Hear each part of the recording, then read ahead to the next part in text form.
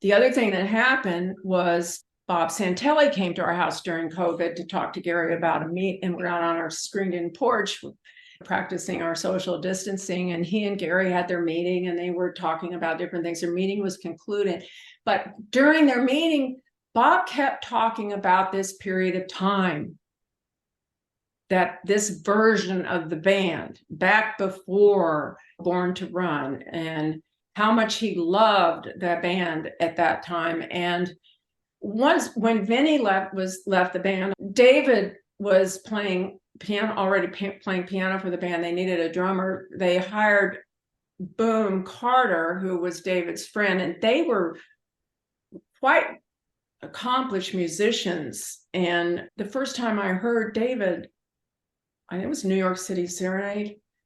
I was classically trained pianist as a kid, and I just went, oh my God, what's he doing playing in a rock and roll band? I was just like, it was so unusual. Yeah.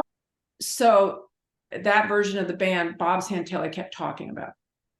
And when our meeting was over, I said, would you like to see some pictures from that era? He goes, you have some? And I said, yes. So I had some prints that Rocky and I had made after I had met up with him in 2014. We had gone through a number of images to see which ones we liked best. Bob saw them and he went nuts. He says, oh my God. He said, Nick, I remember his words and I was just blown away. He said, Nicki, these are really good. I'm not just saying that. These are really good. What can I do to help? Again, same thing that Bruce said to me. So I said, I'm not a writer, and I certainly couldn't write a historical piece. I don't know what I'm talking about. He said, whatever you need, I can help. So Bob was committed to writing the piece, and Bruce had committed to helping, and I wanted him to write the preface, the foreword. Gary had already written something that was pretty terrific, just the way his little stream of consciousness about how their trip to Houston, that was pretty wild. And then I had my own recollections. So there we had whatever we needed in terms of writing for the book. Hello, everyone. Happy holiday season. You are listening to a very special Set Lusting Bruce, your podcast all about Bruce Springsteen, his music, and mostly his fans. I am your host, Jesse Jackson, and I have a return guest. Earlier this year, Nicki joined me and talked about her amazing book, Springsteen, Liberty Hall, and we had a great time. And it's the holiday, and everyone's going, what do I get my Springsteen fan on my wish list? So I'm like, hey, Nicki, you want to come back and talk about the book again? And as you could see, so we're going to talk a little bit about it. I have Mark, I have Ed here as my studio audience. Hello, Mark. Hello, Ed. Thank you both for joining us. Nicki, welcome back to the podcast. I'm really happy to be here, Jesse. Thank you for this opportunity. Yeah, I am so excited. So we aren't going to go into a lot of depth. In the last time we visited with Nicki, she talked a lot about how she ended up being there, how she ended up taking photos, and how the origin of the book, of how it came to be. But for those of you who came in late, as they used to say on the Phantom comic strip, do you want to give us just a brief overview, Nicki, of a little bit of maybe your background and why you decided that this was something important to publish? I'll try to make it brief. I was a single mother living in Houston, Texas. I had graduated from the University of Texas as an art student, and I had taken a photography course, and I'd always taken pictures. The course I took was with a very well-known documentary photographer who had worked during the FDR administration.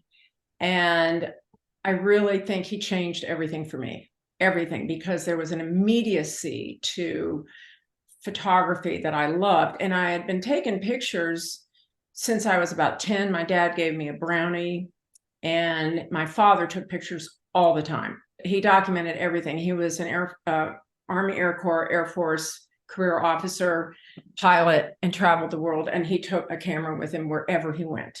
and he had a wonderful eye.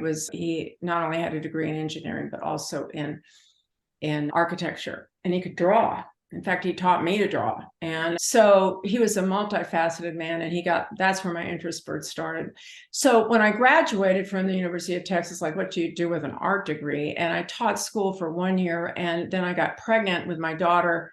And back in those days, you could not teach school when you were pregnant. So I became very fortunate in that I met through a friend probably the best photographers in Houston in the Southwest. And I started as an intern for about 3 months, and then I landed the job as an assistant. And I was with Ron Scott for 5 years, and I had the wonderful opportunity to use the studio, and not only use the studio, but I learned everything technical that you could possibly learn at that time, because Ron was just a genius at the technical aspects of photography. And I was the art student. And also I was there, I had the opportunity to meet a number of very interesting people, including the art director for Rolling Stone magazine, who came to judge a show in Houston. And I had met him actually in the fall of '73. And he had already told me that he wanted me to shoot an assignment for him to shoot the Smothers Brothers, which just blew me away. And I actually wound up shooting them just after I did this shoot for at Liberty Hall. And I had met also the CBS record promoter for Bruce Springsteen and Mike Pilot. And neither one of us can remember exactly how we met, but we did. And when he put together this show for Liberty Hall, which was to get Bruce to, and this is all in the book. This is all in Bob Santelli's piece, which is a wonderful piece that he wrote for the book. He called me up one day and he said, "Nicki, I want you to come down to Liberty Hall, bring your camera. There's this band I want you to meet." I said, "Okay." And Liberty Hall, I knew, and everybody that was anybody wanted to play Liberty Hall. And it was just as Gary says, it was perfect venue for what they like to do. It was just the right size and intimate and loose. And it was, as Bruce said later on, he said at one of our meetings, he said, a year after this, you wouldn't have had this kind of access, because there were no minders, and there were no other photographers that I was aware of. And if there were, they were just getting a few shots maybe of the band on stage. But once I met them, there was just a connection. We were all kind of the same age, and it was easier for a woman and a young woman to shoot in that environment. But it was a pretty serious environment. There was no drugs, there were no groupies, and it's not unlike the way it is now. There's a lot of thought and quietness that happens backstage, which is another reason why they really don't have there's not a lot of backstage access at this point. And I try to remind people, this is work. They play for a living, but it's their work, and they have to put it all out on stage there. They need to get ready for that. And there's a lot of physically getting ready and psychologically getting ready. There's a room called a quiet room, where you can just try to be still before you go out. So it was like that. And I don't think it's really ever changed. I think that's one of the reasons why they are so good at what they do. So I go there, and I wound up going back to the studio and developing some of the prints, some of the negatives, and doing some contacts. And I thought, there's probably something here. So long story short, I went back all 4 days, and they had added, once the band played the first night, 3 additional shows were added. So instead of 4 shows over 4 days, there were 7 shows over 4 days. And that gave me a lot of opportunity to shoot a lot, which you needed to do to get a good shot, because back in those days, when you're shooting with available light, you're not always going to get a great shot on film. One of the things when I was in Houston in May of this year, and I was visiting with a wonderful friend of mine, Alex, and I asked him, I said, "Do you know Liberty Hall?" And he said, "Oh, yeah." He says, "In fact, that was him and his wife's one of their first dates was going to a show." I said, "Oh, were you there when Bruce was?" And he goes, "When?" And I told him, he goes, "No, I don't think so." He says, "I would have remembered that." He said, "But oh, Liberty Hall was just this amazing." And I told him about your book, and I think he was more interested in buying it because of the Liberty Hall connection than the Bruce connection as a Houston historian. So I think of this like you hear places like in Los Angeles that are iconic venues. But for Houston, it appears like this was an iconic venue. Yeah, it really was. And one of the interesting stories about there were so many little serendipitous things that happened that helped put this book together. First of all, none of it would have happened had not Bill Whitbeck contacted Gary in probably late 2010. He was writing this article about Gary and Liberty Hall for the Bass magazine, a Bass magazine. I can't remember which right now, but at any rate, he was 17 years old when he went to Liberty Hall and heard Bruce. And that's when he decided he wanted to be a bass player, when he heard Gary's bass playing. And he did go on to become a bass player and became Robert Earl Keen's bass player. He's still playing bass now that Robert's retired. He's still playing bass, and he still lives in Texas. And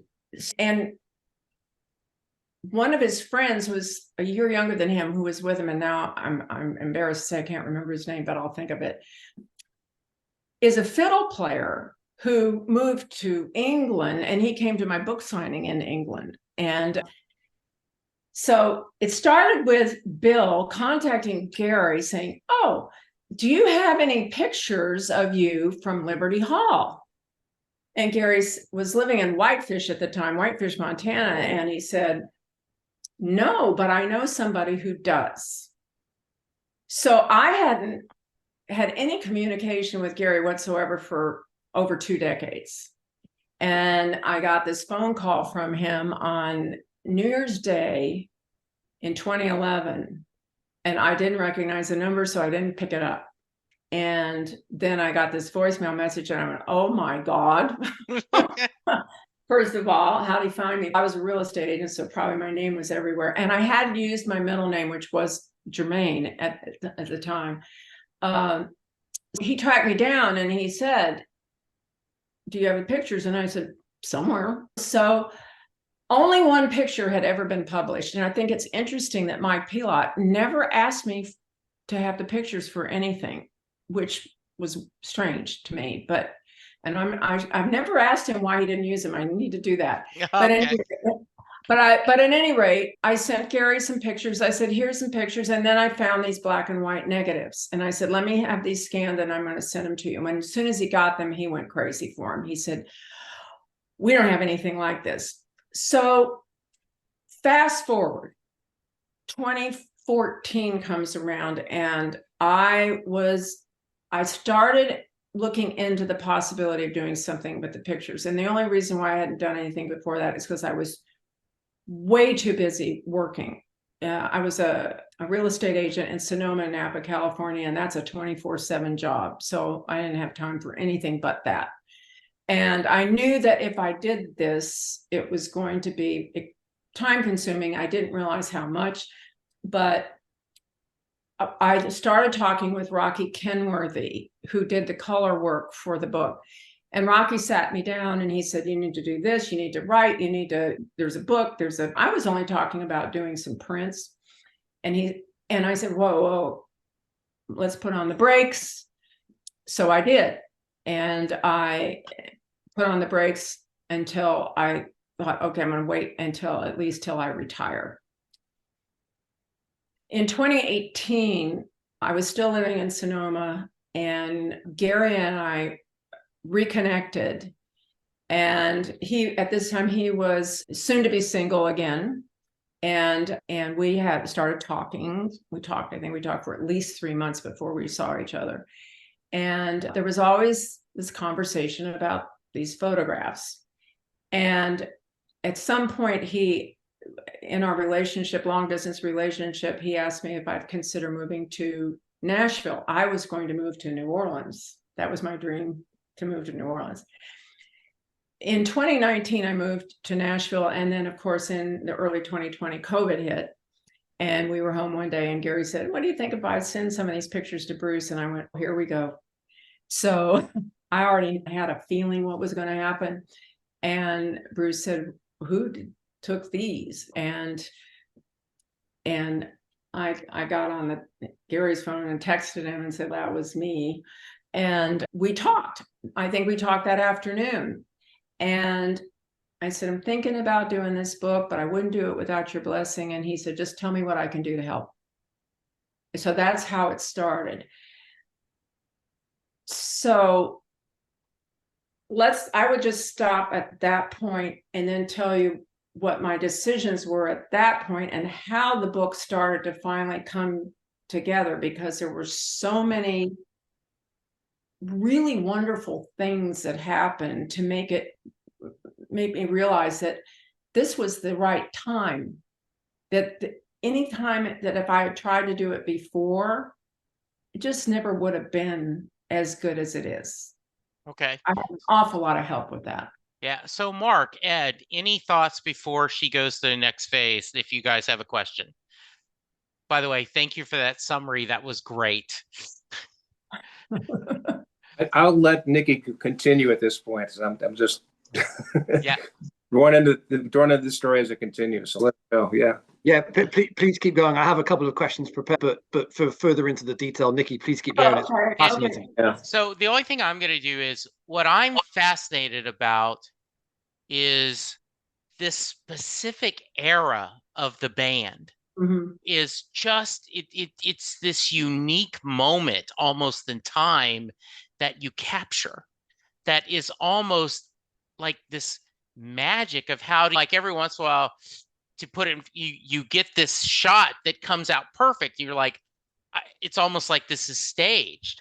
To have that moment of the band being able to capture that was just really magical.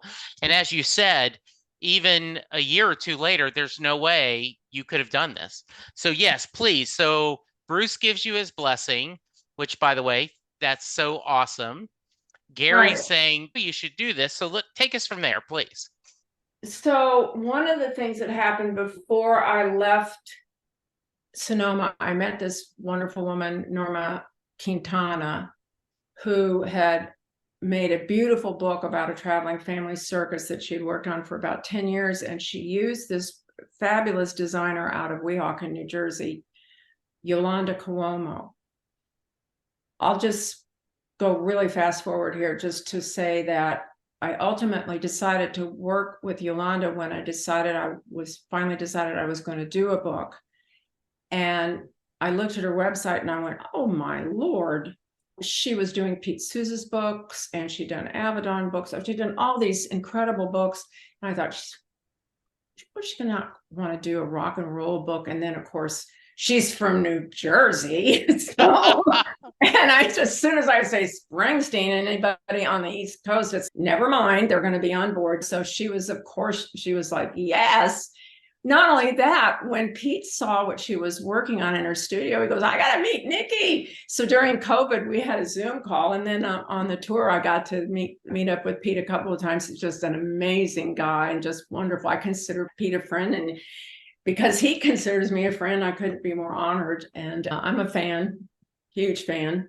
And so Yolanda, that was my key to producing a gorgeous book. It never would have been this book without Yolanda. I can say that in my opinion. The other thing is I knew nothing about publishing a book. And I did talk to a couple of different publishers and they were like too soon. They couldn't get it out fast enough. And yet the band was going to be going on tour and it seemed like a really good timing. And besides Bob Santelli, who I'll tell you how I met him too, Bob Santelli said, "Oh, Nicki, you got to get this book out because the fan base is getting old." And so I said, "Yeah, me too." So I get Yolanda on board for this project, and I'm finding out how little I know about book publishing. The other thing that happened was Bob Santelli came to our house during COVID to talk to Gary about a meet, and we're out on our screened-in porch practicing our social distancing, and he and Gary had their meeting and they were talking about different things. Their meeting was concluded, but during their meeting, Bob kept talking about this period of time, that this version of the band back before Born to Run, and how much he loved the band at that time. And once when Vinny left the band, I'll be polite and say left the band, but he was actually, we all know he's booted from the band. But David was playing piano, already playing piano for the band. They needed a drummer. They hired Boom Carter, who was David's friend, and they were quite accomplished musicians. And the first time I heard David, I think it was New York City Serenade. I was classically trained pianist, but as a kid, and I just went, "Oh my God, what's he doing playing in a rock and roll band?" I was just like, it was so unusual. Yeah. The only other person that I heard at Liberty Hall that had a piano player as accomplished as that was Michael Allen Murphy. Okay. And his piano player had studied music at SMU. He was a music major there. So that version of the band, Bob Santelli kept talking about. And when our meeting was over, I said, "Would you like to see some pictures from that era?" He goes, "You have some?" And I said, "Yes." So I had some prints that Rocky and I had made after I had met up with him in 2014. We had gone through a number of images to see which ones we liked best. Bob saw them and he went nuts. He says, "Oh my God." He said, "Nick," I remember his words and I was just blown away. He said, "Nicki, these are really good. I'm not just saying that. These are really good. What can I do to help?" Again, same thing that Bruce said to me.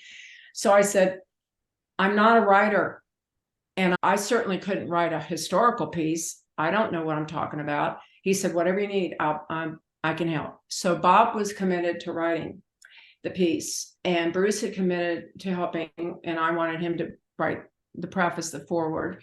Gary had already written something that was pretty terrific, just the way his little stream of consciousness about how their trip to Houston, that was pretty wild. And then I had my own recollections. So there we had whatever we needed in terms of writing for the book. Then it came down to editing. And it was hard to come up with a lot of what I thought were really great color shots, but I had some really nice black and white images that, honestly, when I was in my 20s, I wasn't as confident about what I had. Plus, back then, nobody knew what this band would be. Right. They certainly didn't know. They thought they were on the skid and they were trying to keep it together and keep their contract with Columbia. And then they had the issues with Bruce, and Mike Appel had their issues. It was pretty intense time. And I remember saying to Bruce on the tour one day, I said, "Who knew?" And he said, we're all still standing. We're alive. Yeah. That's amazing." So when I saw the pictures again, I started seeing them with a new eye, a very mature eye, and also one where I was really confident in my editing abilities.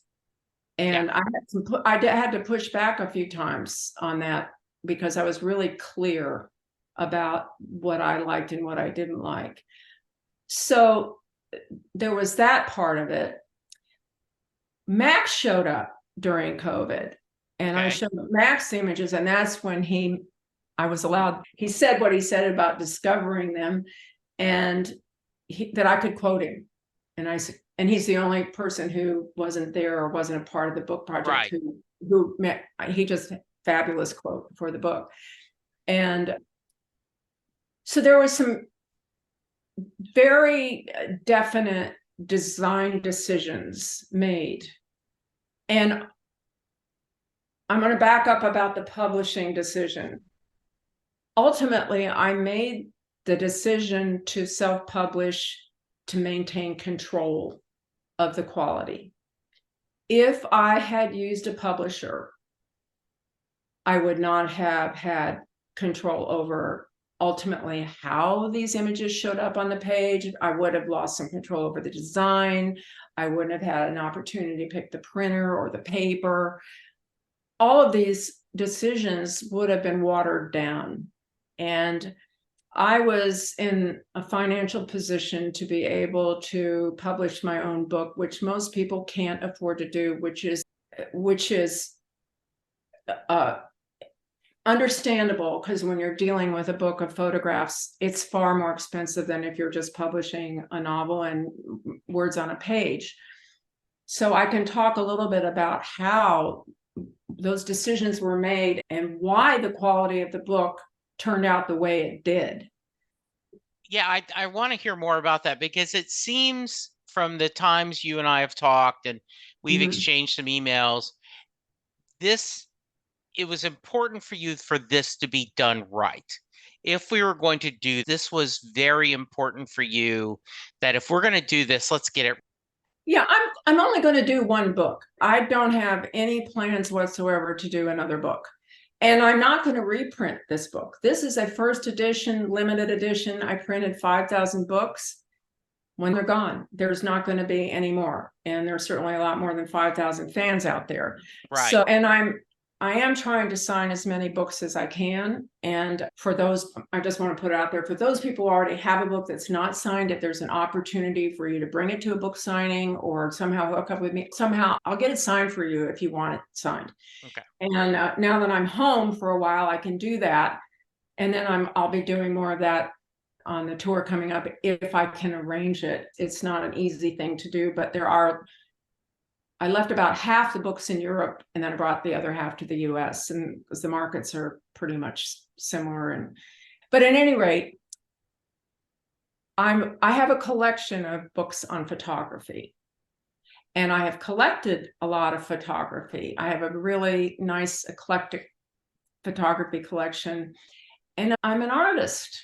So I didn't want this to be a book of rock and roll photographs. I wanted it to be a book of photographs that would be seen as art.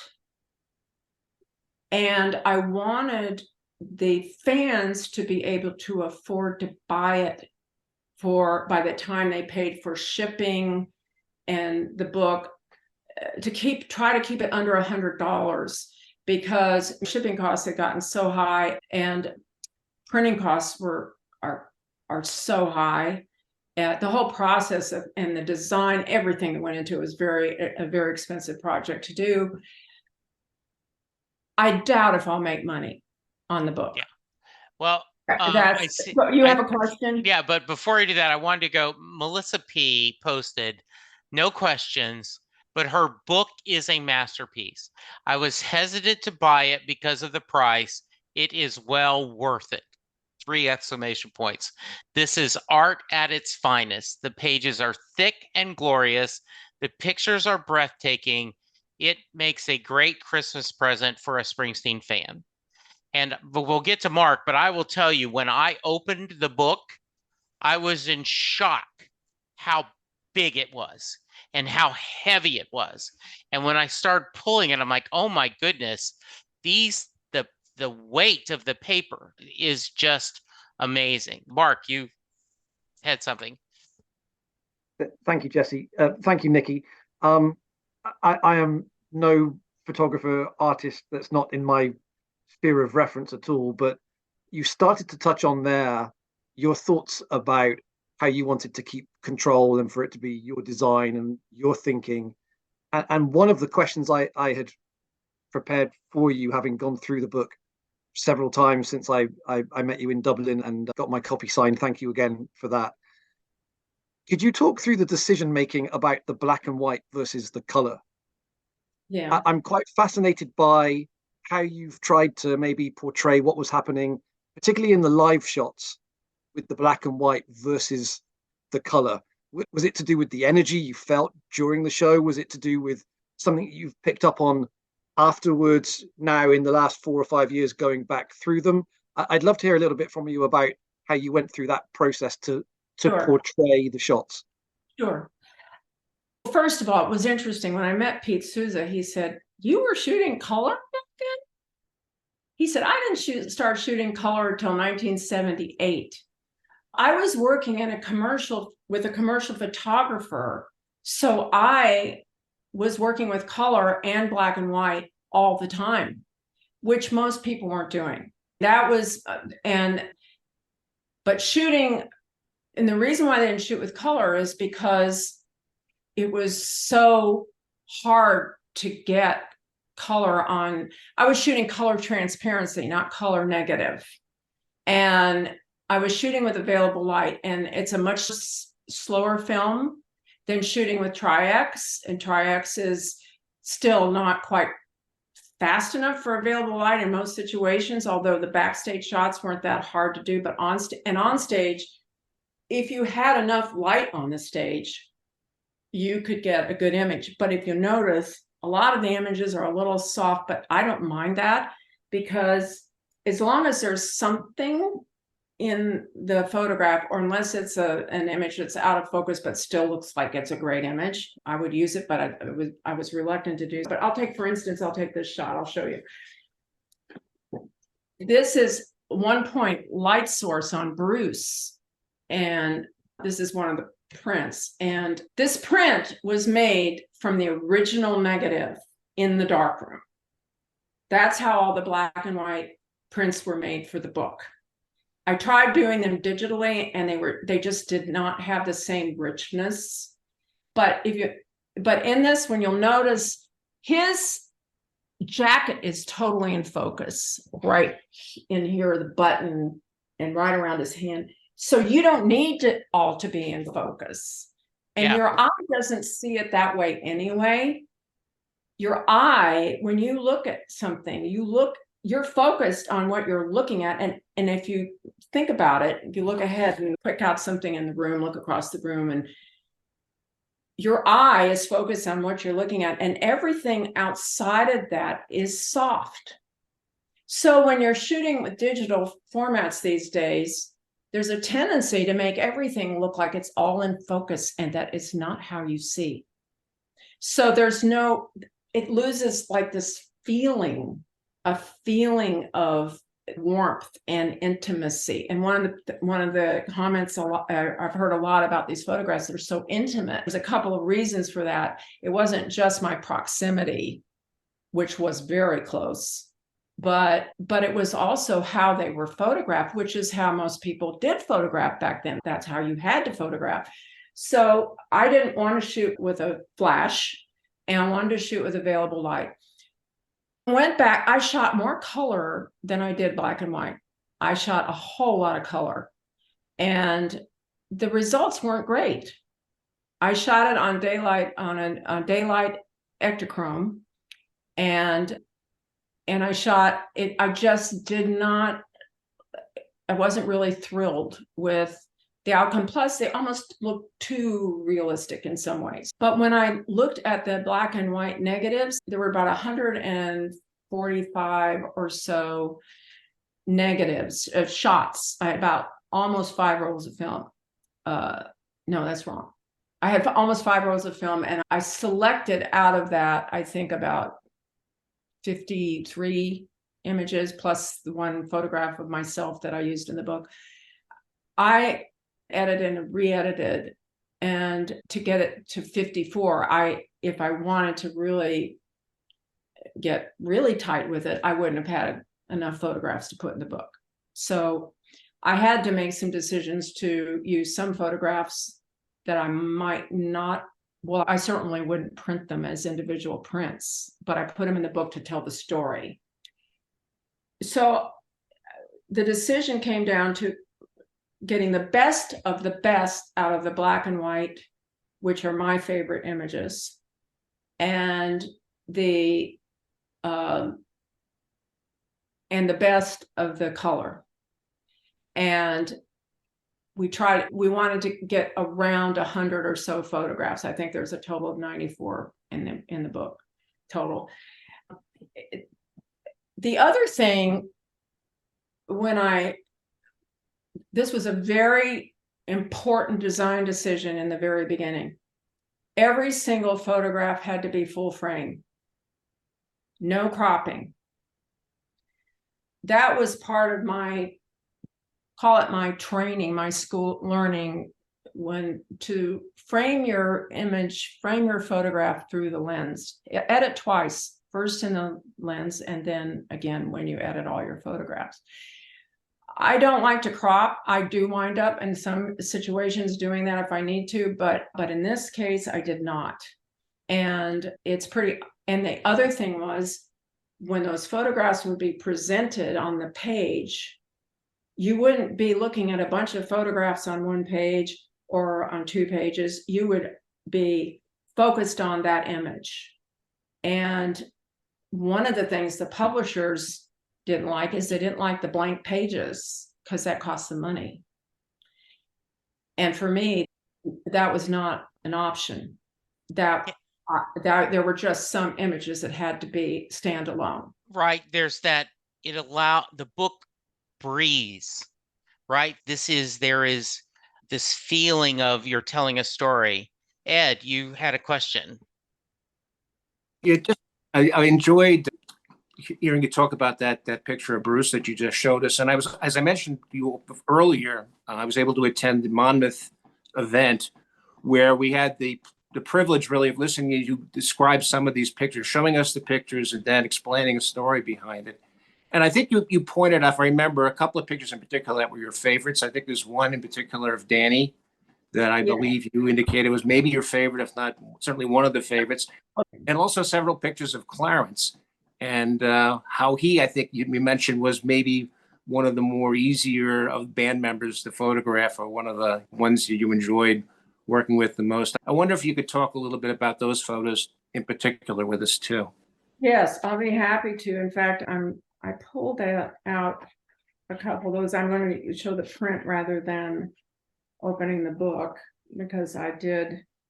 Give me just a second here. I will do that. Also, it's with Danny and Clarence, there's a nostalgia now that makes these photographs even more important than they might have been. But this is my favorite in the book. Out of all the photographs, it's my absolute favorite for a lot of reasons. First of all, I just like the photograph, and I like the framing of the photograph. I think I'm very self-critical, but I have a hard time finding anything wrong with this photograph. And there were 2 shots. There was another one where he was looking directly at me, and the sax wasn't quite framed the same way on his lap, but then he looked away, just glanced away over his shoulder. And I shot 2 probably just to be on the safe side. And then I got this. And this was, of course, backstage. The one thing about interacting with Clarence was that he was so much older than everybody else and so much more self-assured. So he was very engaging. He told me his whole story, his life story. He liked me too, so that helped. But he was a people person. And anybody that knows Clarence would tell you the same thing. He loved people.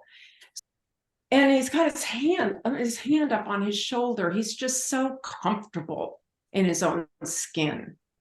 And so when it comes to ordering individual prints, which we can talk about later, I really think this is going to be a big winner. And I think there's going to be an awful lot of people. It's going to be hard to necessarily sell a print from some of the other band members, but I think this one would be one. Well, and that's a perfect segue. Lawrence K said 2 questions for Nicki. Does she have any book signings in the new year? And are any of her photos in the book available as prints for purchase? I wanted to make sure I got that in there because thank you, Lawrence, for the plug. His book on the Darkness on the Edge of Town tour is Lawrence, absolutely amazing. Yeah, yeah. And so, I have to say, I think I'm interrupting you. I'm sorry about that, no, but I have to say that Lawrence, out of everybody outside of the book project so far, I would say Lawrence has been the most helpful, the most informative. He's helped me in so many ways. And I did thank him in the book for that, which I'm embarrassed to say I misspelled his name, and of all the people, and it was just, can't fix that now. But anyway, sorry, Lawrence. But I'll make up for it right now by saying he has been unbelievably, still continues to be incredibly supportive, and has helped me make some great decisions. And as far as book signings, I don't have anything locked down for this coming year, but I'm still trying to, I'm going to have to figure out when I'm going to have days available on the tour. And I've got to probably get that from George or somebody to give me that information. But I also have to find somebody who's willing to commit to purchase the book and have it available in those venues, in which case they would just buy the book wholesale and I'd show up at a book signing. That worked out really well in Europe. We did that in London. Concerto Records in Amsterdam sold the most. They sold so many books. And I did a book signing there. They sold some online. And we had a wonderful, fun book signing in Gothenburg, which was like a party because the band showed up, but some of the band members showed up at the end, and it was just really sweet. It was really delightful. And then we'll probably have some really good book signings I expect some in Ireland, working on trying to get something in Spain because we didn't have any in Spain and they really would like to have it there, and Milan. And we'll have an extra day or two in Milan, which will make it possible. Same thing in Barcelona and Madrid. There'll be 3 shows, so there should be some chance there. So I'm really hoping we can get that put together. Another one, hopefully in London. Try and work that out. But the US, and we will definitely have a book signing in Toronto when we go to Toronto, because the Brian List Gallery there they're interested in carrying prints, and they're also they had scheduled a book signing, and then of course it had to get canceled because the tour got canceled for this year. So we'll be back in Canada. We'll definitely have something in Toronto, and I'm hoping there'll be enough. I'll be able to sign enough books there that for anybody in Canada who wants to order a signed book and not have to pay the extra freight, which isn't too bad from the US anyway, they can get a signed book from Brian List. I'll just say this about books, available books in Europe. It is just cost prohibitive to send a book to Europe. Yeah. It's my recommendation for anybody in Europe who's interested in purchasing a book is to go ahead, and if they want it right away, go ahead and order it from the SpringsteenLibertyHall.com website, and it'll be shipped from the Netherlands. And then somewhere along the tour, I'll meet up, or if there's a book signing, they can bring a book and we'll have it personally signed if they want a signed book. But I wouldn't feel good about charging the freight to someone to get a signed book to Europe. I don't think my book's lovely, but I'm not sure it's worth that. Yeah. I don't know if I do it that way. But anywhere in the US and Canada, if you want a signed book beforehand, and people are starting to order books for Christmas. I'm getting a bunch of orders in now. I'm getting them out as fast as I get them in. And Gary's here to sign them as well right now. And we will get those personalized and getting them out. And people are buying them for themselves and for Christmas presents. And there's also, for prints, the deal of the century. If they want a print and they're not a big collector, they can get the back of the book cover print for $85. Yes. Now Okay. that slips right into the book, and it's signed by me. And somebody wanted Gary to sign it as well, so he did. But it's a really nice image of all the band members. And in case you didn't notice, Bruce is actually waving at the camera, which was like, thank Lord he did. Because it was hard to get his attention to look at the camera. So I said, wait a minute, he's waving. So I got that one. There's another one of them closer up in the doorway, but I have that one too. But this is the one that most people seem to want. And because none of the collectible prints will be $85. That's not gonna happen. And there won't be any 8x10s. This was just a special thing I was able to get from Rocky Kenworthy. Was able to do these for me, and I got a bunch of them so that if people who bought the book wanted to frame a print, they could have that. And I will tell you right now, if I can do this, it's an archival digital color print. Okay. Made on Epson P 20,000 printer. And anyway, it's a wonderful color print. The other thing I wanted to tell you, if I can do this before I forget, in the making of the book, one of the reasons why the quality turned out the way it was, and I'm going to get back to available prints in just a minute. That's okay. I had to decide how to print or what I was going to send to the printer. And we decided on printing in Italy. First of all, they've been at it for centuries, and they have these family-owned businesses, and they take so much pride in the quality of their work. And Yolanda knew who to go to. So we went to EBS Printing in Venice, and she went on press for 3 days. So what we sent them were scans of the black and white prints, which were printed in the darkroom from the original negative. So we sent the prints and we sent the scans so that when they came off the press, the print was there to compare with what came off on the page and could be adjusted. So that what's in the book is so close to what you'll see in a print. And so these are archival prints printed by Chuck Kelton, who's one of the master printers still out there doing this. And he printed 5 different versions of every single negative that went into the book and spread them out in front of me, all 54 images. And because I had done so much printing and so much editing back in my younger years, it was pretty easy for me to go through them with him and just know which print was my first choice. Because when you're working in the dark room, you're dodging and burning, you're changing exposures, you're doing whatever you have to do to pull out the information you want. And it's a process that involves some subjectivity. And what was fascinating is between Chuck, me, and Yolanda, we picked the same one each time. And then I picked 2 choices. I picked my first choice and second choice, so we had a second choice backup. But we scanned each one of our first choices. We sent the prints and the scans to Italy, did the same thing with the color, only what the color was from Ektachrome Transparencies.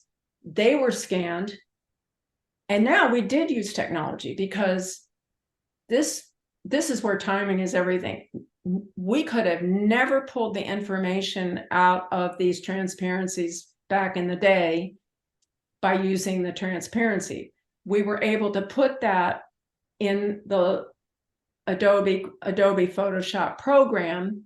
And for those transparencies that needed help, especially there was a color, this color, I'll show you which one. It's a color photograph of Clarence in front of Liberty Hall. First of all, he had on a white suit in front of Liberty Hall and on a white background. We were able to differentiate between the suit and the background by just whatever magic they do in a Photoshop, which I don't know how to do, but that's why I have people around to do it. But see this image of Clarence? Sure. I could have never used that photograph without that technology.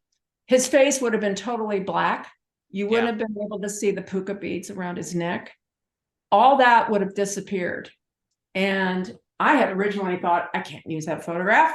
I'll never be able to get that information. But in the book, in the print, you can see it. And I sat down with Rocky and went through each one of these images, and we only had to tweak a few, but the ones we did made all the difference in the world and whether or not we could actually use them in the book. So those scans and those prints also went along with the black and white to Italy, and as they came off the press, Yolanda could see where anything where they need to make adjustments. All the way through, every decision was about quality. There were also some design decisions. I said, I don't want a lot of pull quotes in the book. I said, once we have Bob's piece, Bruce's piece, Gary's piece, what I have to say, I don't want a lot of other information to distract from the photograph. The photographs should stand alone. And I didn't see any point in putting a caption next to the photograph because it's pretty obvious in almost most of the photographs who was who. So once you knew who those people were, you didn't really need to be reminded in every single shot. So we decided we should have an index of some kind, but let's put it in the back of the book and keep it from distracting from the image. One of the reviews said, you do have to go to the back of the book to look up the image. Yeah, so what? I do. I have a lot of art books where you'd have to do that because for the same reason. You don't want to distract from the image. The idea, you want the art to speak for itself. Exactly. And I'm amazed and thrilled that I'm so proud of this book. I'm going to get emotional here. That's okay. I'm so proud of this book because what I wanted to do, with the help of so many others who helped me along the way, I was able to do. And that the result was the result I had dreamt of, that I had hoped for. Every single person who has gotten back to me, who has communicated with me about after receiving the book, has been so complimentary, so happy, and in many cases so surprised to receive it. And I do know that for some people it was a lot of money, but then again, come on, if you're paying $50 for a t-shirt, so you pay 15 more and you get my book, but you've got something that's going to last a lot longer than a t-shirt. You have to make choices, folks. What is important to you. And so I really feel like they're really getting their money's worth if they decide that this is the choice they wish to make. And that's been proven out. I think so. Time and time again. Mark, you had a question? Yeah, thank you, Jesse. Nicki, just as you started to touch on the topic there of how you've portrayed the band and the story that you're starting to put together and capturing some moments of history. One thing I've always been fascinated by since I was very young, I just literally turned 50, and I've been into Bruce's music now for 40 years. I found Dancing in the Dark in 84 when I was 10 years old, and I was pretty much just off and captivated and running from there. So one of the things that has always intrigued me is how long people will stay with Bruce. So the likes of Bob Clearmountain, Toby Scott, Chuck Plotkin, Kevin Buell, etc.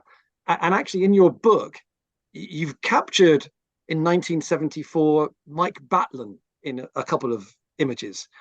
This is one of those things that kind of comes full circle, right, in the Springsteen universe. I just finished a couple of days ago reading the Warren Zanes book about Nebraska, the making of the Nebraska album. And I'm pretty sure everyone listening to this podcast is going to know that really the only other person involved in the making of Nebraska when it happened was Mike Batlin. So the Nebraska album was recorded in a rented house in Colts Neck with Mike Batlin with the infamous small TIAC 8-track. And I just, it made me think about, it's another example of what you've done is captured and proven almost this incredible longevity that people have with Bruce. And once someone is trusted, they stay within the Springsteen E Street Band family. And it just made me wonder, is there anything you recall from the shows about how hard they were to set up? Was Mike saying anything about the setup of the show in Houston in such a tiny, condensed stage area? The technical side of it, did any of that come out in the backstage or the sound check? I'm just interested in how that might fit into the story of what you were telling. Talking to the wrong person. No, nothing that I remember about that. No, I would not have any information on that whatsoever. When I go to, first of all, I was not a Springsteen. I didn't follow Springsteen closely. There were a lot of reasons for that. First of all, I was a single mother trying to survive and working all the time. And I always loved Bruce's music, and I would pay attention to it, but I didn't really. Once I left Texas, I did go to another show when they came back in September in the same year in Houston, and I didn't take my camera because when I'm shooting, I'm just all about looking through the lens. Everything else I don't hear that much. I don't see that much around me. I just see what's through the lens. And other photographers would tell you the same thing. If they want to go and listen to the music, they don't take their camera, because you're not going to listen to the music if you have your camera. That's why all these people, they're doing all this video recording and all this stuff, they're missing out on the show. There's going to be plenty of people, like there have been several shows where I just don't shoot. If I really wanted to see the show, I just go to the soundboard and sit there and take it in. And if you're going to use your cell phone and you're going to shoot a lot of pictures, you're not enjoying the whole show. You just can't. Plus, you're annoying a bunch of people around. But I know that happens. I've done it. I was not aware of any of that stuff. That would be things you would have to ask someone like Mike Appel and I had. The only real conversations I had were primarily with Clarence, some with Gary, and some with Danny. And David and Boom were very reserved, very shy, probably because they were younger and very cognizant of the fact that they were in the South and this was an interracial band, which didn't occur to me whatsoever. It wasn't something that crossed my mind. But I grew up in service, and I went to an international school for 4 years, and we had 28 nationalities and 7 religions. And the idea of an interracial band was like, really? I didn't even, I never thought about it, but I'm sure it was very real. It was a real concern, but it just wasn't something that occurred to me. Yeah. So it just never crossed my mind. So I didn't really have a lot of conversations with anybody. I really just did a lot of shooting. And I wasn't really, was very self-critical back in those days and insecure about my shooting. And I was still finding my way, even though I did shoot my first job for Rolling Stone was shooting the Smothers Brothers. And the one image which was the leading image in the article was also picked up by Newsweek magazine because they took their shirts off and did like this in their hotel room. And that was prefaced by the fact that Dick said, let's get naked. And that's because John Lennon had been photographed in bed with his clothes off by Annie Leibovitz. And so he's thinking, oh, let's do this. And funnily enough, because you would think it would be the other way around, Tom refused. I wish I had been a little bit more self-assured, but it was my first shoot for Rolling Stone. And so I went along with Tom, and when I probably could have egged him into doing it. to be honest with you.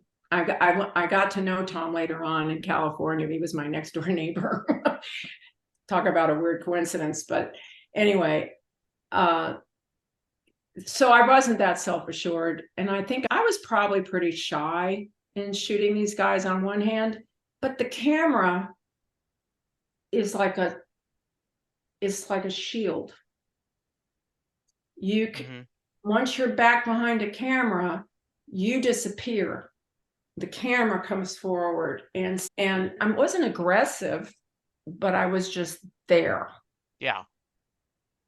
And I was, yeah. Go. One of the things I thought you've mentioned a couple of times, Nicki, is how that in a lot of ways, the band, while the members have changed, the purpose, right? They're here to do a job. They're here to make music. And that 50 years later, the consistency, right? That's there, you still feel that sense of purpose from them. Definitely. And you hear about a lot of issues that go on in different bands, and there is definitely an energy, a camaraderie, a professional brotherhood and respect in that, and there's almost no drama of any kind. It's real important that energy is when you're sitting down and catering, some of the band members are sitting down with some of the crew members or whatever. There's a sort of level and a leveling kind of backstage. There is definitely, here's Bruce and here's the original E Street Band members, which basically is Gary, the oldest, and then he's been around since 71. And then you have Max and Roy and Steven. They're the core four. Right. And then you have everybody else, but they really are a very caring group of people. And they've been incredibly nice to me. That's nice. And I'm very grateful for that. So before I forget, let's go back to let's talk about the prints that are available. Okay. So you have the book, which is $65 plus the shipping and handling. Well, that comes out to about $85 or something.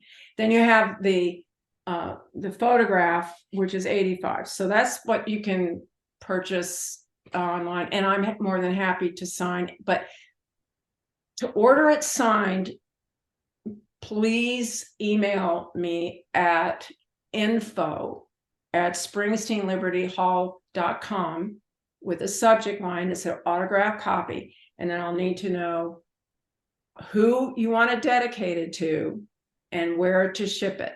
And then you can pay by Venmo or PayPal, and I will get it out lickety split. Usually you get it in less than a week, something like that. And especially if you do it now, as it gets closer to Christmas, I can't guarantee what the shipping will be. It comes by U.S. Postal Service. That's the book and the print.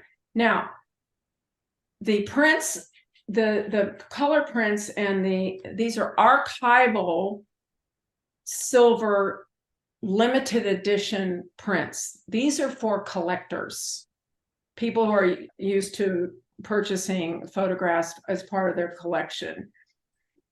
I don't have the exact prices on them 100% down pat, but they're going to be somewhere between $950 to $2,500 depending on the size of the print.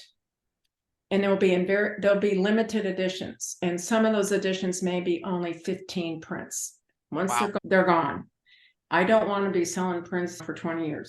And I've selected about 22. I'd like to prints about half color, about half black and white. I'd like to get that narrowed down. I would love to hear back from folks when they get the book what some of their favorite images are. But I can tell you that this one at Clarence will be in there. Yeah. That is absolutely beautiful. The cover photograph, that will be one of them. Yeah. They will be 11 by 14s up to 20 by 24s and larger prints. And there are people who do this. will buy larger prints. I'm looking for that. Oh, here's this other print. I think this one will be available too. This one of Clarence backstage. I love this photograph. Yeah. All the legs. There's Yeah. lots of legs in that picture, and everybody's in that picture. You can, if you look at who's back there. So that's one of them. And they'll be available on my website, which is nickigermaine.com. I would say probably by the end of next week or the following week. Okay. And they will be printed, made to order prints. This is the print that appeared in this is the one that appeared in Rolling Stone.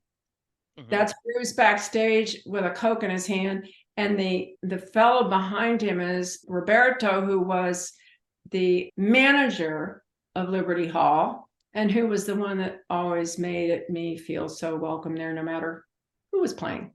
And Very nice. And he was really great. I love this one of Bruce. I love it. And this is a very quiet moment at the mic. Oh, that is beautiful. Bruce likes this too. I saw his reaction to this when he was looking at the mock-up of the book. He goes, oh, you know, he goes, yeah, he doesn't see himself that way very often. That's not a normal, you usually get these performance shots. And I'm thinking about this one too. Yeah. That's another good image. Again, these are a lot of times images you don't see of him. I'm trying to really think about which ones. This is another one people like, but I have an even tighter shot of this. That's in the book also. This is where what he would do backstage. There was only one room.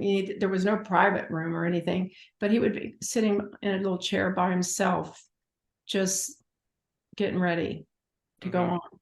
And so all the black and whites will be printed in the darkroom from the original negative, all limited editions, all signed by me, of course. And then I like this one too. I think of all the shots on stage, and here's what I like about it. First of all, Bruce and his wife beater and Clarence. But see the cigarette packs on the stage edge of the stage was only about 2 feet up off the floor, covered with this gnarly looking canvas and pretty messy. Right. And yet, you can't see it. There it is. The light shining down on him. I just think that's probably one of the better performance shots. I really like that one. And so no behind the scenes 2023-24 book coming from you. no. Okay. I didn't think so. I'll tell you who's got those pictures and who's going to. I just think he's doing an incredible job, is Rob DeMartin. Yeah. He's become quite a good friend and the hardest working person on the tour. Wow. The hardest working. He's always working on the tour. He doesn't even take time to go out to dinner. He goes from the show to his room and sequesters himself and edits all night long. And then he goes back and shoots some more. And I'm surprised we've had a chance to really spend much time together. And he's so kind and so generous. And whenever a photographer shows up on the tour to shoot, he always shows them around, shows them the best angles. He's always helpful, but he's getting some incredible shots. And he also has full access. And so he's access backstage and all the places that I don't go. And the other thing is, I'm not there to shoot photographs it's not my job. Right. And I'm trying to stay out of the way of the people who are working as photographers there. But I have gotten some pretty nice images, and I think mine would be different because I'm more interested in the spectacle. Yeah. Gosh, the scale of this stage and then the people on it. Yeah. They're this big, and then this, everything else is. It's just amazing to me, the scale, and I like that kind of stuff. You're going to have to give me just a second because I got to plug in my computer. Hold on a second. I'll be right back. And we'll wrap up soon, Nicki. Okay. I just wanted, while she's off, like both you guys, I appreciate you guys being there and just being an audience and helping her. This has been fascinating. But thank you for asking, Jesse. It's a real pleasure just to sit and listen and throw a few comments in. Thank you. I appreciate it. Really, really do. Yeah, I agree. And let me add to that too, Jesse. This is a real privilege. I did have an opportunity to hear Nicki talk about these photographs at Monmouth. Yeah. And such a special period of time. You're talking about the original core group of the E Street Band. The surviving members were at Monmouth, Vinny and Gary and David Sanchez. And that was a real treat to be able to hear that. And there's so few recordings of the band, especially concert videos or movies of the band at this period. But at least we have these wonderful photographs from that. This is like taking it back to the beginning, back to the creation, if you will. It really is. Great experience. Yeah. I got a few questions. As I warned you, they're more about you and Gary. Okay. People are in love with this. They are in love with this love story. They're in love with love. Yes. One of my favorite people, Betsy H, said, what would that self taking the picture say if she knew about the love that would arrive years later? And you talked a little bit on our first interview that there was a little something between you two, wasn't there? We were so young, and I remember there was something about Gary, that quiet, let's be careful of the quiet ones, right? Yes. The shy ones. He was married. He was married to Cheryl, and they're still good friends, by the way. She lives in Virginia now, but they've always remained friends. But she was his first wife, and he was the only married member in the band. But I just remember Gary really being so kind. He's always a good friend of Gary's here, has known him since he was a teenager, said Gary has never changed. Wow. He's still the same person he always was. He's still very sweet, very kind, but he's tough too. He can be tough. He is protective of his privacy, and it's a challenge since I tend to be very glib and wear my heart hair on my sleeve. So sure. But he doesn't, I respect his privacy, but at the same time, he also knows he has to let me be who I am. Yeah. It's a good yin yang, good combination. So I'm the talker and he isn't. Which is wonderful, right? But he is a great interview. He is a great interview, yes. And he's full of knowledge, and he is very funny. I bet. Yeah, open invite. Paul H asked the same thing. What did she notice about Gary when meeting him for the first time in '74? And she ever imagined they would become a couple in the '70s? So, of course not. Yeah. But my daughter said something interesting. When I finally did tell my daughter that Gary and I were in a relationship, I waited until I knew for sure that was going to be a thing. Yeah. And she said she cried. And she cried because she's seen me make some pretty bad decisions over the years and make it some decisions that weren't the best for me. Not necessarily bad, but weren't the best for me. And she said, "Oh, Mom," she said, "you always said he was so nice. Whenever his name would come up, you always said he was so nice." And I think a lot of young women tend to like the bad boys. Sure. And make bad decisions, but Gary's not one of those guys. And he's also very easy. He doesn't get upset about a lot. And he's fun. He's a lot of fun. He's very spontaneous. He doesn't like to make plans. That's where I come in. I make plans. When I find out that I get to Barcelona and I can't get into someplace because we didn't get tickets, I'm going, I'm making plans the next time. Because but by the time we got to London, I already had tickets to go see the McCartney's photographs at the portrait gallery and the Hockney show, and because Yeah. I was determined to make plans for that. Sure. But he's very spontaneous. That's awesome. Yeah. Jacqueline J wants to know, what's your favorite song? Not necessarily a Bruce song. I don't have a favorite. Okay. Honestly, I grew up with so much different kinds of music, like Frank Sinatra, Ella Fitzgerald. And I'll tell you who I had a crush on when I was a kid, Lena Horne. I thought Lena Horne was the sexiest thing on wheels. I wanted to be Lena Horne when I was a little girl. I just thought, man, she's cool. And I eventually got to see her, and I took my daughter. Yeah. And I actually ran into her on the street with her husband the next day. And I was gobsmacked. That's awesome. Couldn't talk. She was spectacular. But I just, all kinds of music. And I love the Springsteen music, of course. And there's a lot of songs that mean a lot to me. But when I go back nostalgically, when I think about the music, anything from those first 2 albums that they played at Liberty Hall, of course, that brings back some great memories. I bet. Even the tuba. Yeah, Cynthia F asks, is there any chance Gary writing a book? I'd buy that in a heartbeat. I'd love to hear about the early years of the band from him. I would think that's very slim chance, correct? Based on what you've shared with me?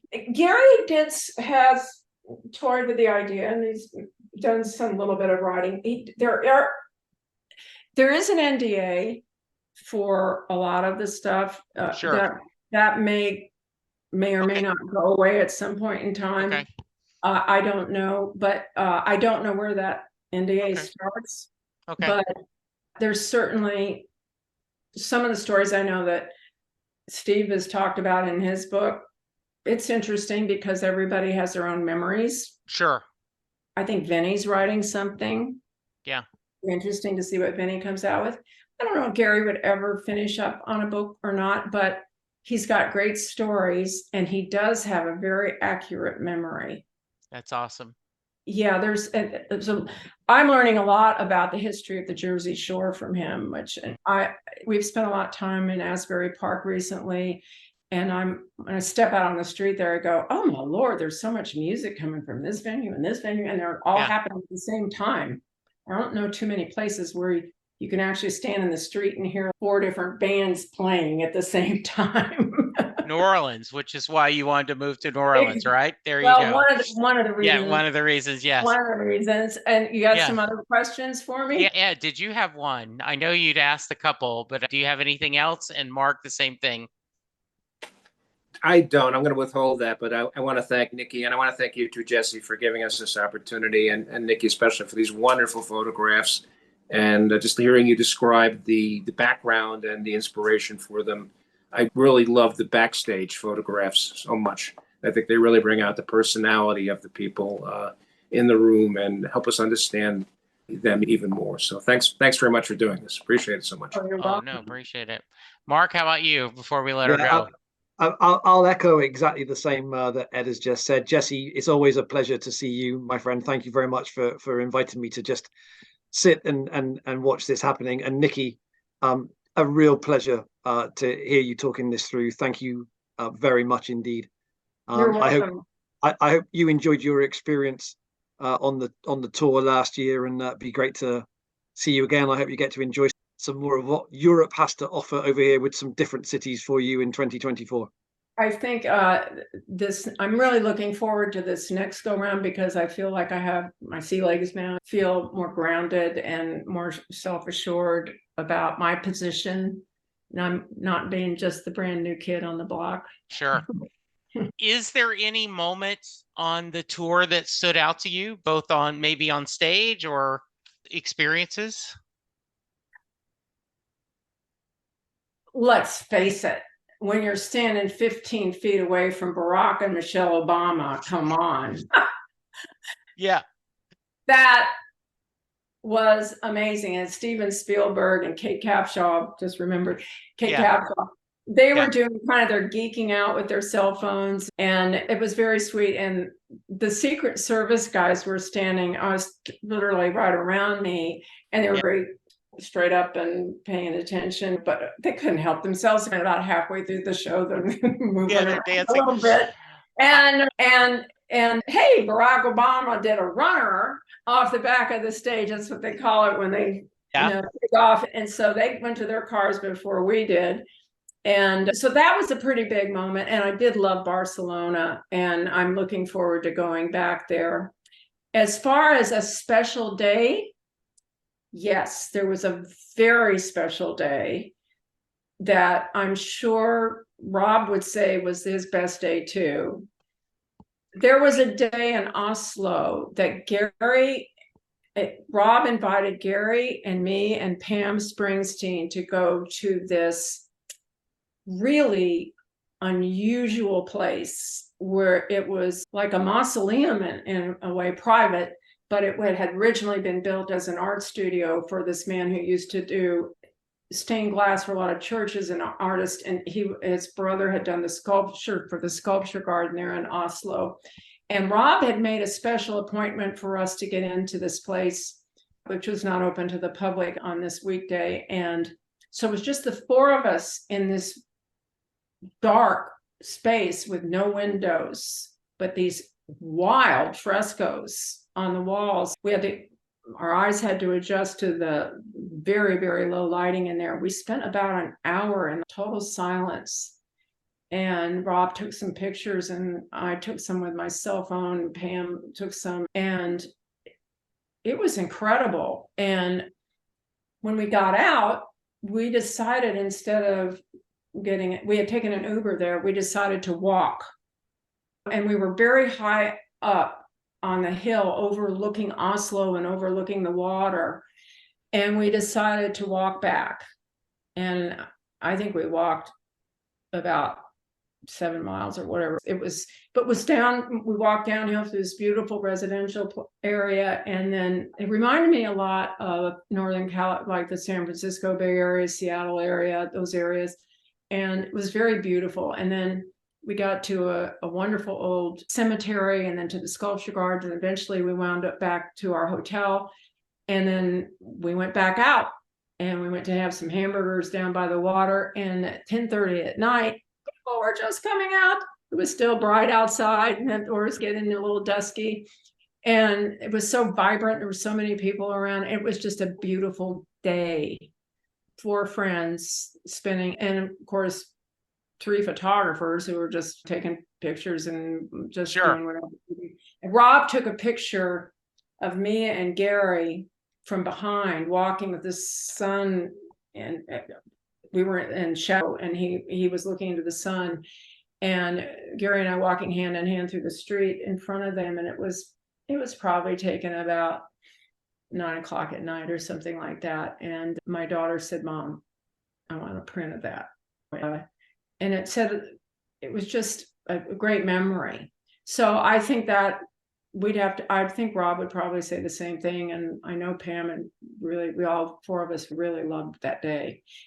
It wasn't too many times we didn't have time like that on the tour. Yeah, that sounds really lovely. I'm friends with a few people that are involved in the comic book business, and they will talk about the problem of going to conventions is you don't see anything but the hotel, because the convention hall and the hotel, you don't, and maybe a restaurant, because you're just working. So I'm glad that they're going to extend it out a little bit to give you guys some time.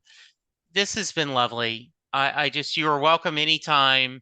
Thanks, You Jesse. tell great stories. SpringsteenLibertyHall.com. Guys. I would say, can I back up a minute? Yes, please. For autographed copies that you want as gifts for Christmas. Yeah. Instead of going to the SpringsteenLibertyHall.com, please email me at info@SpringsteenLibertyHall.com, and Okay. I will ask for an autographed copy. That's the most direct way, quick way to do it. Good. And I've got some orders there to fulfill tomorrow, and I'll get them out as soon as you get me the order in and all the details, I'll get them out to you right away. You'll have them in time for Christmas or whatever, Hanukkah, Yeah. you know, birthdays, whatever. And we'll be here. Both of us will be here to sign books up until the first part of March. Okay. And then after that, I won't be able to personalize any books until we have a break. Okay. And you can get signed books, but they wouldn't be personalized. Okay. Sounds So, awesome. yeah. Thank you so much for the time. I hope you and Gary and y'all all extended family have a wonderful holidays and just rest and get ready for a great 2024. Yeah, I guess I better start working out. Yes. It's a workout. Once you I get bet it there, is. you're standing for hours. Yes, it is. Yes, it is. That's great. Yeah, nobody sits down. Mark, Ed, thank you so much for being our audience and Thank you, giving great guys. questions and helping us. Nikki, we love you. We appreciate you. Thank you. Send Yeah, Gary our best and just be safe and have a great holiday. Oh, can I just mention one more thing before Anything you want. Yeah, just because Liberty Hall, I don't know how this came up. I posted on Facebook. I found online and a recording of Bruce and the band at a radio station in Houston while they were performing at Liberty Hall that weekend. And I posted, it's pretty crazy. You hear a lot of tuba in the beginning. But it's the band at the radio station. We will definitely check that out. I will Yeah, include, it's kind of fun. yeah, I will include the email address. And yeah, guys, send an email address, send her directly wanting it. I think the special print that fits into the book is a great idea as another nice way to have something a little personalized. So yeah, absolutely. It'll fit. Yeah, it worked out so well for a lot of people that because it's on 8x10 paper, they can just slip it into an 8x10 frame. You don't have to go spend a lot of money on a custom frame or anything. And so a lot of people have just plopped it right up behind on their wall of Springsteen or whatever it is. Absolutely. And I'll be back in Europe in Cardiff probably on my birthday. I think we have to get there before May 5th. My birthday's May 4th. I hate to tell you what year I'm coming up on. I'm actually proud of it. I'll be the 7 on. Good for you. I hit this year. 23 was my Beatles year. I hit 64. So yeah, I'm so good. All right. Thank you, Mark. Absolutely. Nikki, we just appreciate you. Have a great one. We'll talk to you soon, listeners. Bye. Good night.